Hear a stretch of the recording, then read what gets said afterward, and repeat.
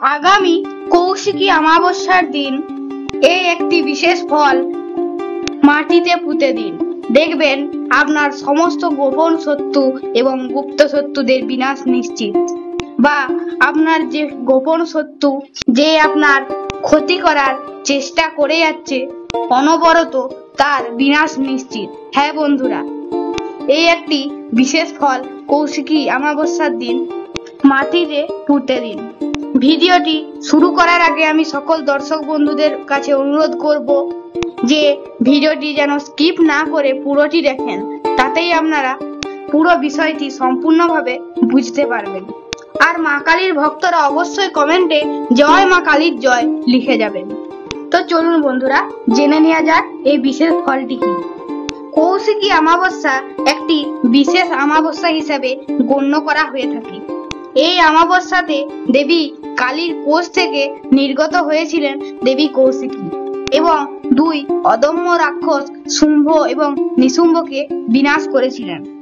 আবার এও বিশ্বাস করা হয় যে বামদেব এই কৌশিকী অমাবস্যাতে শিমুল বৃক্ষের নিচে আরাধনা করে মা তারার দর্শন পেয়েছিলেন। যাই হোক, এবার আমরা জেনে নেব এই বিশেষ ফলটি কি। এই বিশেষ ফলটি হলো পাতি লেবু। এই পাতি লেবু অবশ্যই যেন কাঁচা হয় এবং নিখুঁত হয়, সেখানে কোনো যেন ফাটা বা কোনো দাগ না থাকে। কৌশিকী অমাবস্যার দিনই বাজার থেকে আপনারা এই লেবুটি কিনে আনবেন খুব ভোরবেলা। এটি অবশ্যই স্নান করে করতে হবে।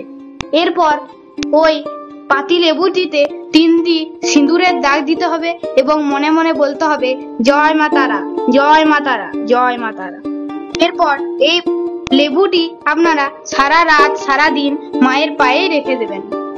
ভোরবেলা ব্রহ্ম মুহূর্তে ঘুম থেকে উঠবেন এবং স্নান সেরে এই লেবুটি চৌরাস্তার মোড়ে গিয়ে ফেলে দিয়ে চলে আসবেন। তবে এটি করার সময় কিন্তু সাবধান থাকবেন এই কটি ব্যাপারে।